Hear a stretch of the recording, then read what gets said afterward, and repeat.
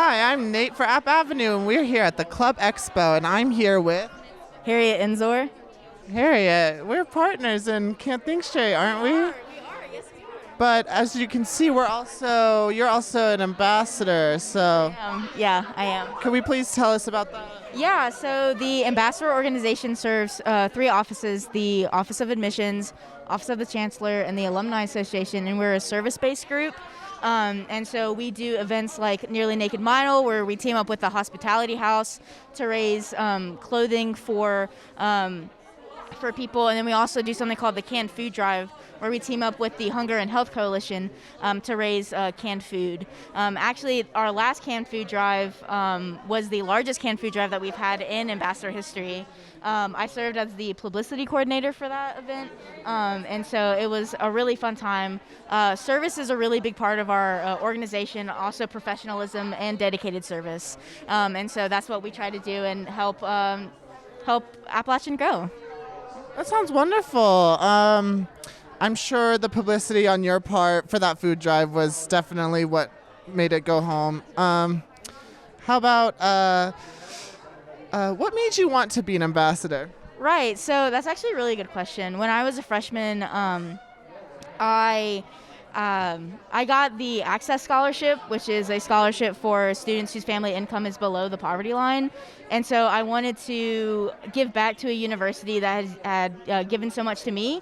They'd given me the opportunity to come to college. And I thought, when I saw the the ambassador organization, I'm like, that's service, and I want to give back to Appalachian. And so that's why I became an ambassador, was to give back to a school that has given me so much already. And so that's why I became an ambassador. I'm Noah C. Cornelius. I'm Eric Fisher. I'm Chris Daniels. I'm Allie Powell, and make sure to catch all new episodes Monday at 9. Appalachian Avenue. Hey, so I am here with... My name's Kate. And I'm Rory. And they are here with the Hospitality and Tourist Management Student Association, and we're here to ask them a couple questions. So if y'all could just give us a quick explanation of what your guys' club does. Yeah, so every week we have guest speakers that we can make connections with and learn about the ins and outs of the industry and the secrets to succeed. And they're all very well versed in the industry, so it's a great way to make connections and everything. We also have a lot of social events, so we get to know each other and get to learn, because we're all working in the industry right now, so we get to learn from each other. Well, that sounds really exciting. What do you guys have guest speakers often, and also what is y'all's favorite part of the organization? Well, we have guest speakers, I'd say a few times a month. It's organized by our president. And I'd say... What's your favorite part? My favorite part is getting to meet everybody. I see everybody in this group as kind of like my closest friends, and they serve as great mentors, because they kind of help like with your college career, just getting to know as far as internships, but they don't act like they're above you. They act just like your friend. So it's been very helpful. Yeah, I think that's a really nice environment. To anyone who's interested in this, where do y'all meet? When do y'all meet? Can we have those details? Yeah. So we meet every Wednesday night at 6:30. It's going to be in room 4013 of Peacock Hall. So yeah, that's weekly, and we do have a website that you can check out, which gives kind of updates, and if there's cancellations, any movements, that's where you'll find all that information.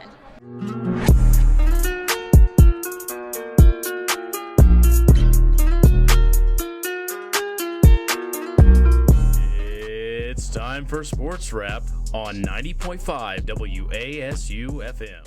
Appalachian Avenue. Hey guys, so I'm here with ASU REI, and I am here with Fauna? Paul. Maddie. And so your guys' is the Renewable Energy Initiative. So I had to read that off of the sign. But yeah, so I mean, if y'all would please give us just a quick explanation of what your guys' club does and why people might want to join.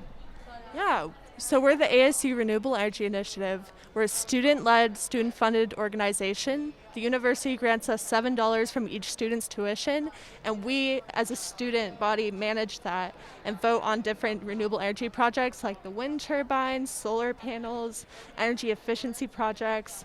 And we also do like PR things like events and getting the word out there about sustainability on campus and getting involved in it. We have data management, which assesses each project and tells us if it's viable or not.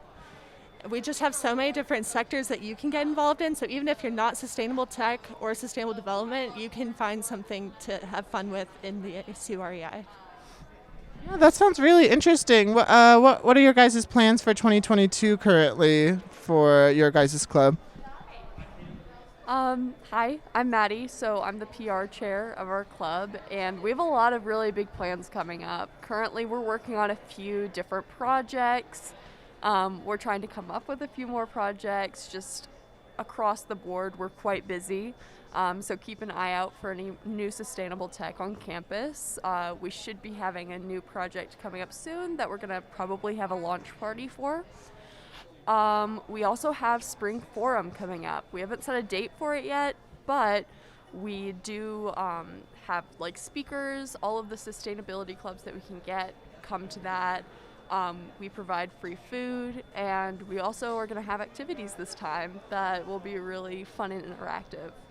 Yeah, that does sound really fun. To anyone who's interested, could y'all please let us know when you guys meet and where y'all guys meet? Yeah, we meet in the education building. It's over by the parking deck out that way. What room are we in now? 013. Yeah. 013. We're in room 013 in the education building on Fridays from 2 to 3. Do you like video game news and entertainment? Well, App TV's original gaming news channel Pixel Peak is back for our 8th season. Every other week we discuss news stories, give a game review, display gameplay, and more. Be sure to check out our new season bi-weekly on Thursdays at 3 on WatchAppTV.com, SkyBest Channel 20 and 1020, Spectrum Channel 198, or on App State's Campus Television Channel 23.3. Thanks for stopping by, and we hope to see you next time on Pixel Peak.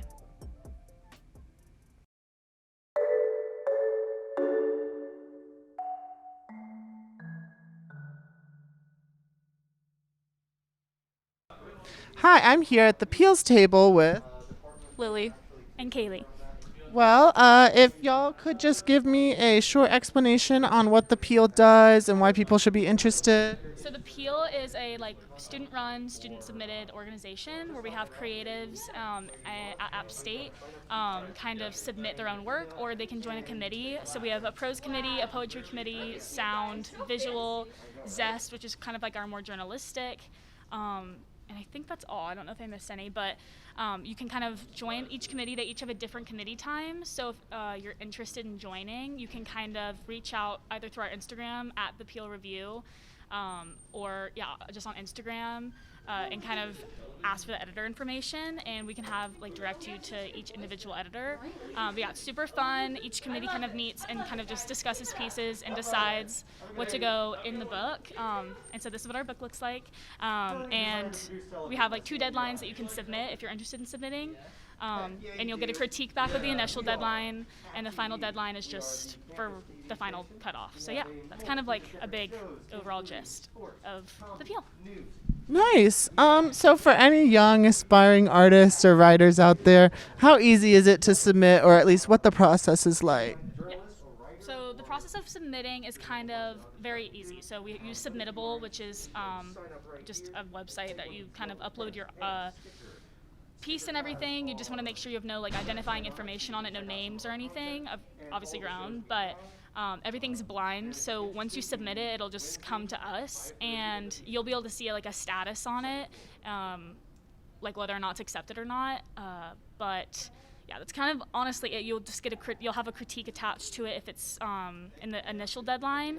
But yeah, you'll just give email updates. But Submittable is kind of the way to go for submissions for all of the committees. It's super easy. Yeah, for any artists out there, go check it out. I love the Peel. I love reading it.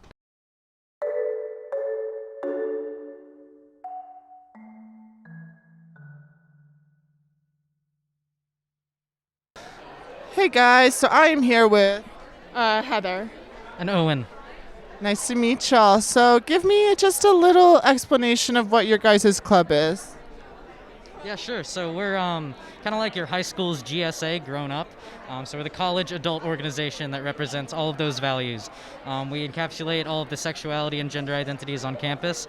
We meet once a week to try and create a community and to foster that kind of environment, as well as educate people on our organization and things that we stand for. Welcome back to a brand new season of Can't Think Straight. I'm Harriet. And I'm Nate. Come join us Fridays at 9 p.m. for comedy and queer-oriented content. You can tune in on watchapptv.com or any of these channels below. Also, check out our Instagram at Can't Think Straight App TV. Can't wait to see you there. Bye. All right, so could y'all tell me what time you guys meet and where you guys hold your club meetings? Yeah, sure. We meet actually in the room that we're currently in. We meet Thursdays from 7 to 8 p.m. every single week in Grandfather Mountain, which is a ballroom. It's also PSU 137A. And we also have events occasionally. We post about them on social medias, which is Saga App State if you want to follow us on all social media. And we'd be happy to let you know whenever we're having any kind of event or meeting.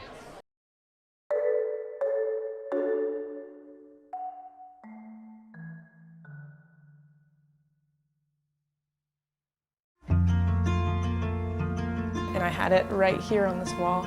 So every time we did Zoom meetings, there was always that giraffe in the background of my Zoom meeting, and Sarah always made fun of me for it. But it's in Boone with me now, so it's still in my Zoom meetings. She's very modest. Mom's a little more proud than she is at this point.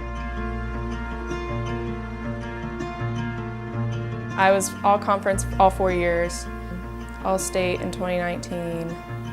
And then we won the state championship my sophomore year in 2017. I remember this so clear as day because it was amazing. I saved the first PK, and then it got to the final round of PKs, and I had to save it to win, or if they scored, they won. I ended up guessing the right way. It hit the post, didn't go in, so we ended up winning.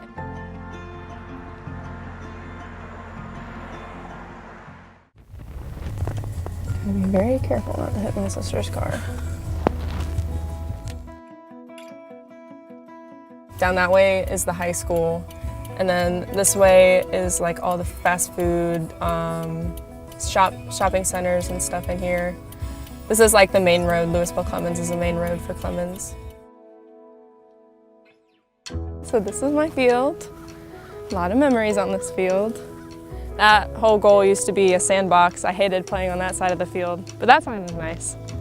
My dentist, his daughter was the forward on the other team, and she had a breakaway, and I saved the 1v1, but she ended up kicking me in the face, and I got up and there's like blood pouring down my face. My mom thought it was my teeth, so she was like, oh, the dentist's daughter just ruined her teeth, yada, yada, yada. I played my last game here. We lost in the 4th round my senior year, and I actually finished playing as a forward on this field. We had 2 keepers. It was me and Olivia Protopis. I played first half, Olivia played second half, and we were down 1-0, just chilling on the bench over there in second half, and he goes, Carrie, why don't you put your field player jersey on? I said, well, why? He said, because I'm gonna put you at forward. So I finished my last high school game as a forward. So that was interesting.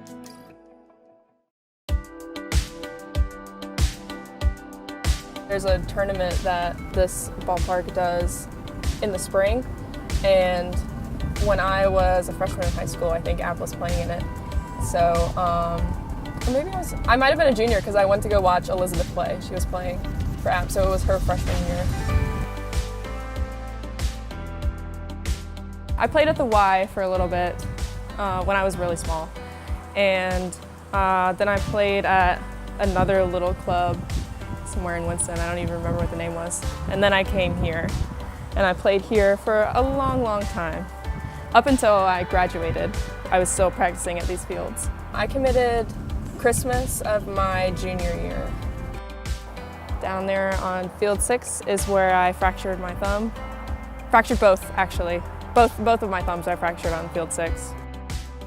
8th grade year, I fractured this thumb. It was on a 1v1, and she ended up kicking me like right in here, and I fractured the growth plate. So I had a cast on for about 4 weeks. So, and then the second time, it was like the same thing, but I fractured it up in here, so I just had a little splint instead of a cast. But both on field 6, so not my lucky number. It's a great save by Kerry Eagleston. Then a shot on, what a stop by Eagleston. Going into my freshman year is when I really decided that I wanted to play soccer in college. That's when I really started looking for colleges and what I wanted to study, what I wanted out of the college. App won. I'm glad it did too.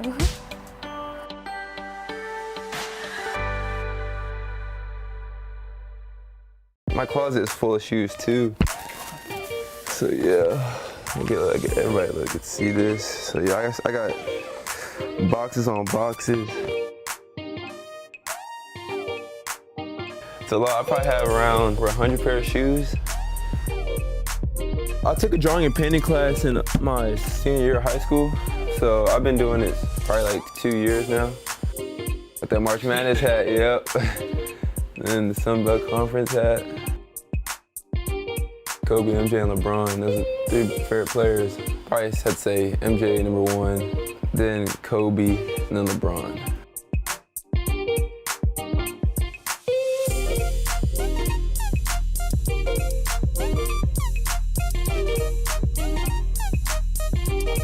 This is where I go get some shots up, work out, especially since when COVID happened, I was out here all day because none of the gyms were really open and stuff. Yeah, my sister plays volleyball at Virginia Tech, so we had this when she was here. It was really competitive around the house, especially like with my dad. I used to always play him one-on-one. Going with my sister, we were always competitive against each other, especially like on the court, off the court. Like anything we did, we were always trying to beat each other. Whatever they do, volley or whatever. Yep, headed to where I've been working out in the summer. Every like 3 or 4 days a week, just been working. I actually came here yesterday, worked out and everything, so it's a cool place. Got turf and everything, got weights, just a cool place to come out, work, stuff like that, yeah. So, Mr. McGill. You don't get taller on me? How you doing? Oh, it's so good to see Thank you. Welcome back. You get taller and taller. How tall are you now? I'm 6'10". And what shoe size? Babe. 18. Woo. My 9th grade, freshman year, since my senior year of high school, gym right here, 2020 state champion right there. It was good to go out with a bang, going out with a 2020 state champion. My junior year, played Carmel Christian, so we played Donovan. We played Donovan here. I had 19 that game. It was awesome. We always talk about the game and how we won. How are you? Good. How are you? Been growing? Yeah, a little bit. Yeah, alumni here. Yeah, that flew over the. What then was backyard burger, but now comeback shack. Putting weight on, and then Yeah. Are they sending you pizzas at like 11:30 and things of ice cream and stuff? No, not yet. I wish I had my shirt on. I got my CJ. I know. Shirt. Yeah. If you would have told me, I would have worn it. Yeah. I like the hair too. Thank you. It's amazing. Just have everybody love me and everything, and I love what I did for Davidson Day and the program here, and just want to give back one day and everything. We have so much support, especially as an app community, and everyone here has so much support for me, and it's just awesome. I just lost for words for it. Growing up, I didn't really know what I wanted to do. I always thought I wanted to be a teacher. And then seeing my dad do the whole process of like starting this business and everything that like he had to do and stuff, I was like, this is kind of fun. So I started looking into it, and that's how I actually picked my major for marketing. I moved from Argentina to here in December 2014. This is probably my favorite shirt ever. So this is my club team in Argentina. I started playing there probably when I was in like 5th grade, and it was a super small club. Right before I moved to the US, there was a Champions Trophy, which is an international tournament, and they played it in Argentina. This is Aymar. She is like the best field hockey player of all time. She was the best field hockey player for like 8 years in a row. And she's kind of like a player that I really look up to. Growing up in Argentina, you look up to these girls so much. Like when you grow up, you say you want to be a leona, just a lioness.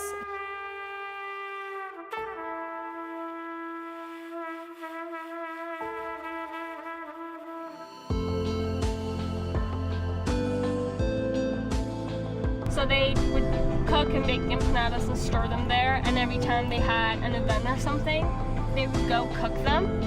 And then they realized it was doing really well, so they got the first store, which is the one we're gonna go to.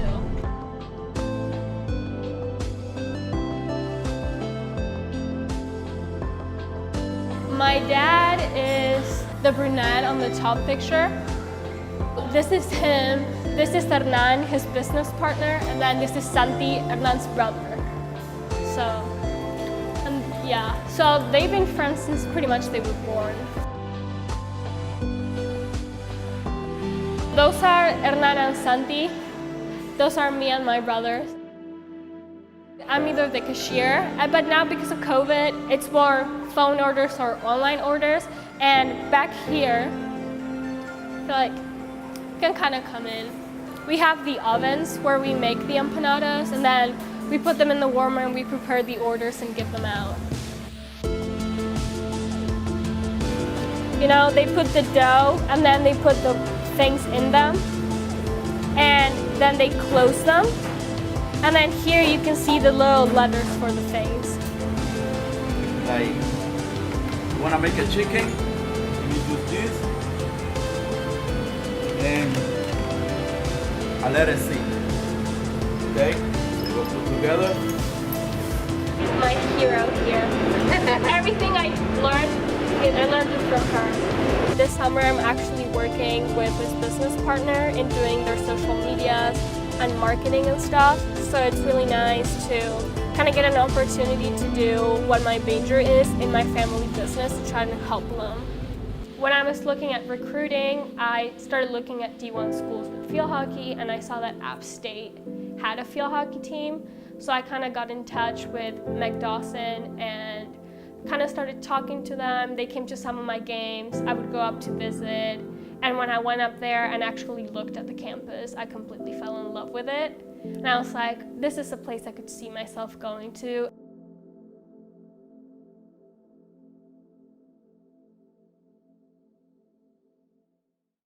My joy in playing music is helping other people have their ideas come out, you know?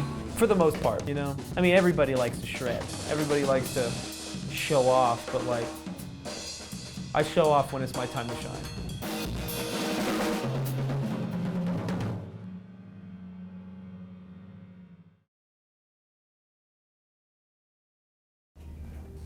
When you first start playing any instrument, you mimic. You listen to your favorite players and you try and copy what they're doing. Eventually, when you start listening to enough of those players and developing a vocabulary from all those players and mixing them together, it starts to become your own. And it's just through listening, through practice, and through fundamentals, you can learn to become your own player, you know? I'm trying to get my name out there, but as well as that, I'm also trying to better myself as a player. I'm in 4 projects currently, all of which are pretty different. Like, I'm in a band called Tub, which is, we call ourselves Chaos Funk. It's kind of like jazz fusion-y, very heavily improv based. Lowercase Numbers, which is like just math rock, kind of like very all over the place math rock. The Masters of the Big House, which is like psychedelic prog. Kind of has an old school flair, like Rushy, a little Zeppelin-y. And then Jack Marion and the Pearl Snap Prophets, which is like Americana country rock. I'm just kind of like, I just wanted to play music. Like I was getting really, really, really good at the drums. And it took a lot of fundamentals in marching band, taking a lot of like the rudimental stuff. And when I listen to a recording that I play on and it sounds really, really, really good, it's kind of like a magical feeling. Like, I mean, you get the same thing when you're performing live, but like performing live is instant and it's in the moment. And I love that, it's great. But at the same time, being able to listen to something over and over again and be like, that's me, it's a really, really cool feeling. In the words of Steve Gadd, fills bring the thrills, but grooves pay the bills. It's like, that's kind of a philosophy we've got to live by. Like, I can be the fastest, craziest drummer there is, but like nobody's gonna hire me if I'm just shredding at a gig, you know? So I'm trying to learn how to develop my feel as well as develop my chops.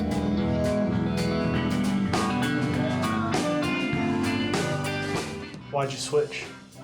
Because, I mean, drums are cooler. They are. They're cooler. They're probably the coolest, honestly.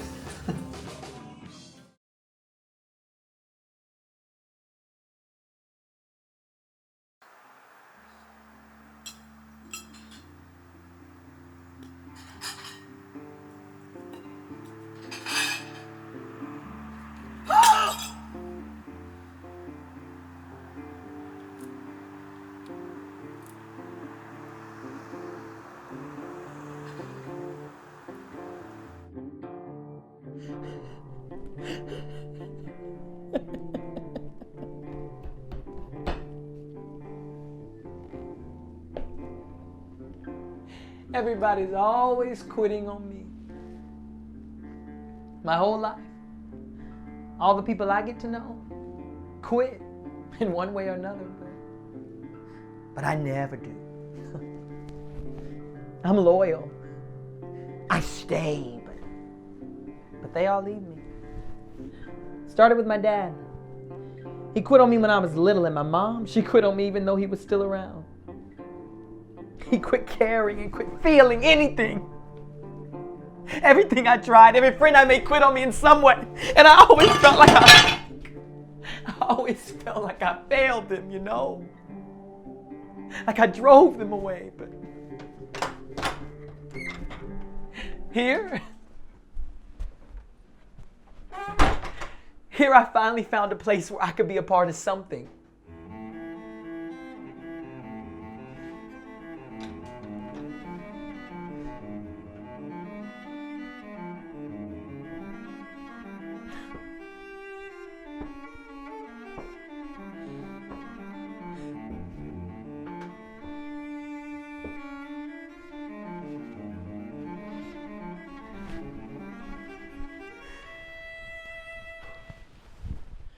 Coming here each day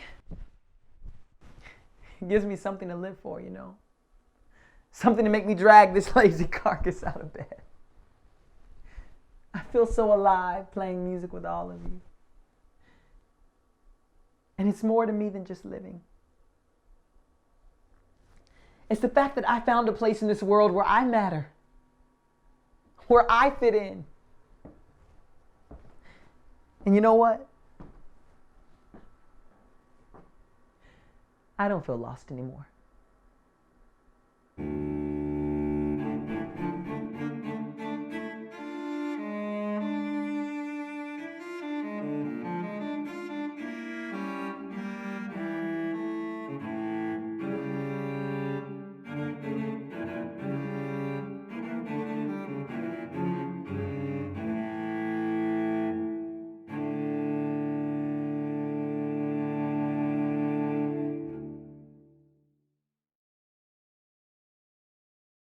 Connected Cultures is back for spring 2022.